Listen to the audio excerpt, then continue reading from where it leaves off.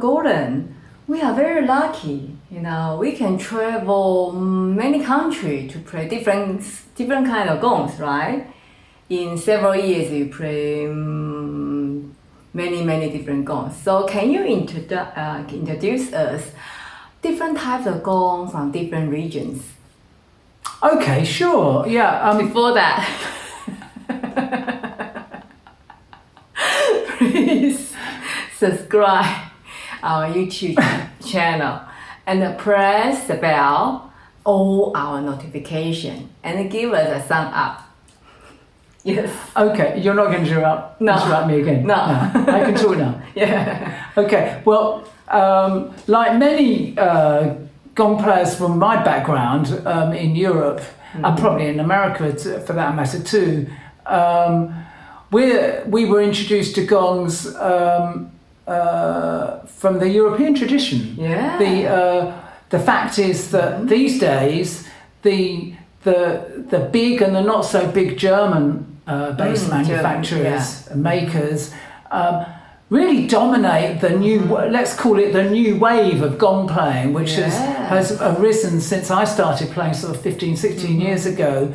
We've seen this enormous growth of gong playing all around the world, and really the majority of those players, the majority of people who've come into the gong playing practice in that time have embraced the German gong playing tradition. And we're talking here about most especially the most recognized manufacturers are the big ones, Pasty, Minor, and then we have smaller, often former gong makers who used to work for Pasty, particularly Broker Otkin, who makes gongs for Meinl and his own line.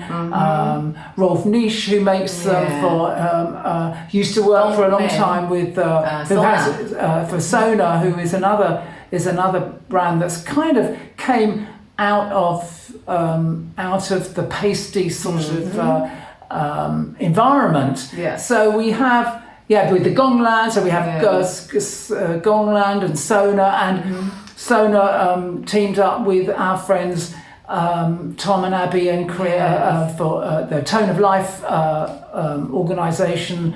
So we have this German.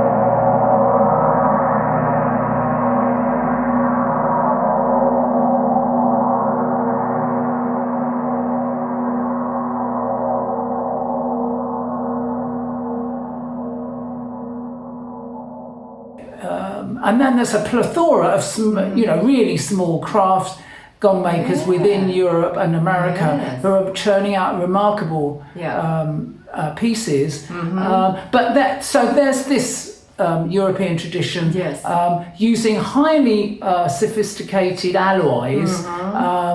They're made in a particular way, using great pieces of ready-made alloys that come into the factory, and then they're cut and produced from the alloys. Germany are well known as being fantastic metallurgists, is the word, and it's used to good effect in the gong making sphere in that country. It's worth saying that there's a very long, although the pasty. But before that, Asia is the earliest I was region. I was going to say that developed to play the gong. Yeah. The gong making tradition in Europe itself, before we go into Asia, is actually quite ancient in itself. Hundreds of years. Turkey had very much a long tradition through the Zildjian company. Particularly of making gongs. This straddled, if you like, the European and the Asian traditions. It's showing signs of life there now again. It's kind of went into some sort of decline over many years, but it's showing some signs of life. But I was going to try and make a distinction between these European gong making traditions and the Asian ones, and there's two particular ones that I'd like to focus on. There are others, but I think the two key ones that I'd like to focus on in this short video are really the Chinese tradition of the Chao and the wind gongs, which people are generally aware of. Let's just make a distinction between them. The Chao is kind of like, I mean, from my perspective, you can correct me if I'm wrong, I think of it as being like an earth gong.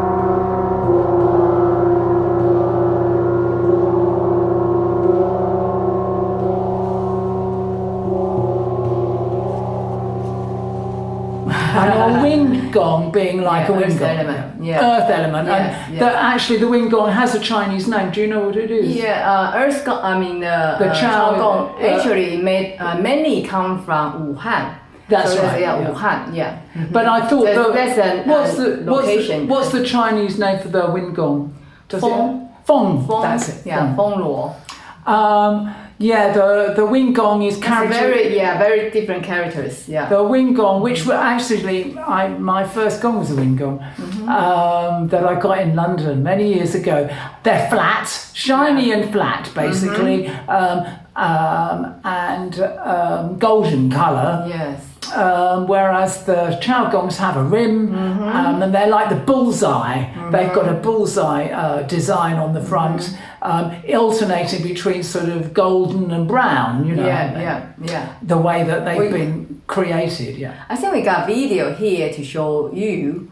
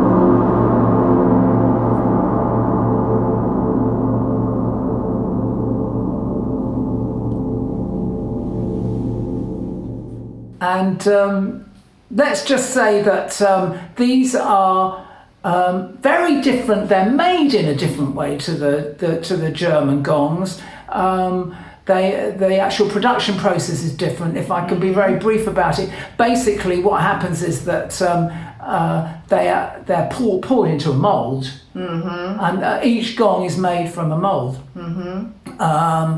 rather than cut from sheets of alloy. And for that reason, they can vary in quality more, I think. One of the things they say about the European gongs is they have a very not only high, but consistent level of manufacturing quality. The gongs, for the Chao and the wind gongs, you can get fabulous ones. I hope the examples we've shown are examples of that. And other ones not so good. So you have to be more careful about your source of supply, I always say. Maybe that's unfair, but my experience has always been good. I mean, I've always come across fabulous examples of both.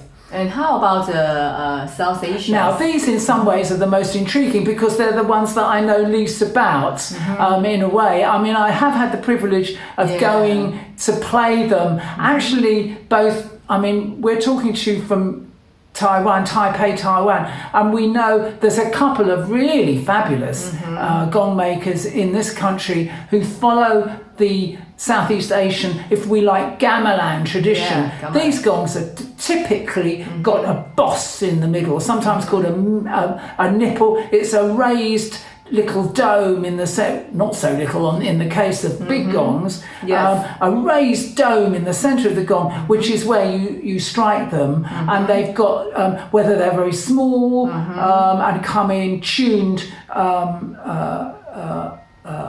collections or big and thick and big.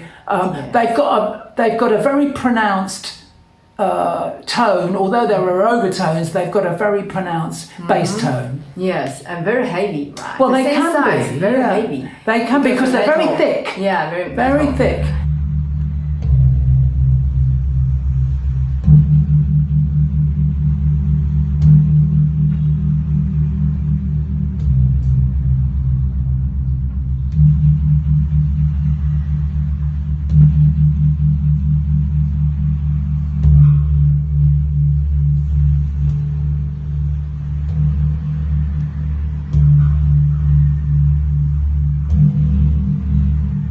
Can you explain to us what's the main difference with the German gong and the Chinese gong and the Gamelan gong? What's the sound or energy? Well, the sounds are very characteristic. I mean, I'm hoping in these videos that we've been able to show a few clips which demonstrate that. Probably better than me trying to describe the differences in sound. But I think one of the key things that makes them sound different is the way that they're made.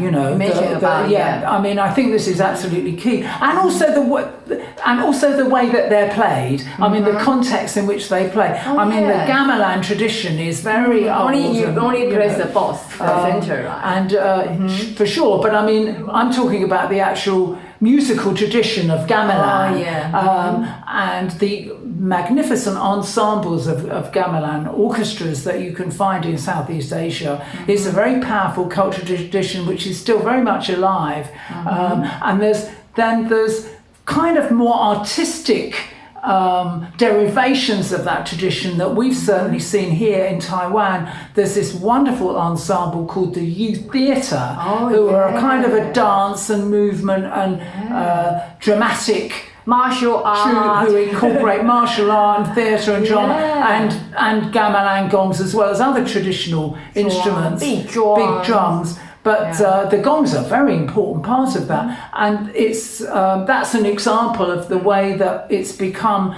that tradition. The gamelan tradition has been merged with other art forms to create these very powerful, very fabulously creative, modern. I don't know what we call it. It's a whole new discipline, really. Yes. I hope you like the video we choose, and I hope you like the story we have. And please subscribe the video and press the bell of the notifications. We see you next time. Bye for now. Bye.